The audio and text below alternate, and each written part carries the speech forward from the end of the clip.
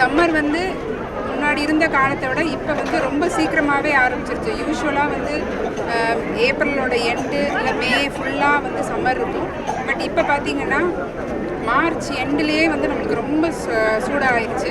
So மக்கள் எல்லாருமே வந்து நம்ம நம்ம நம்ம நாட்டில் கிடைக்கிற நாட்டு பழங்கள், நம்ம தர்பூசணி, முலாம்பழம், வெள்ளரி இந்த மாதிரி பழங்களை எடுத்துக்கணும்.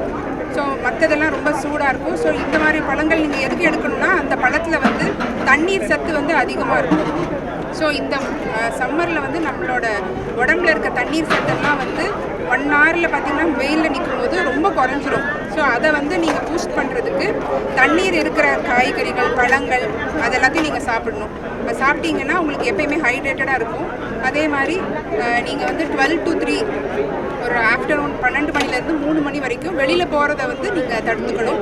அப்படி ரொம்ப முக்கியமான வேலை இருக்குது, வெளியில் போகணும் அப்படின்னா நீங்கள் வந்து வாட்டர் பாட்டில் எடுத்துகிட்டு போகணும், குடம் எடுத்துகிட்டு போகணும். ஸோ இந்த மாதிரி பேசிக் இதெல்லாம் எப்பயுமே ஞாபகம் வச்சுக்கோங்க.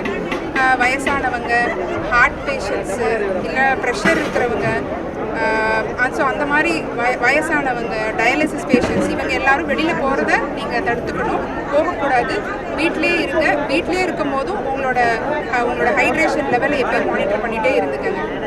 உங்கள் பேர் மேடம்? என் பேர் doctor Avudi Selvi, medical officer, directorate of public health. கூழில் பார்த்தீங்கன்னா நம்மளுக்கு வந்து கம்பம் வந்து ஃபைபர் கண்டென்ட் வந்து அதிகமாக இருக்கும்.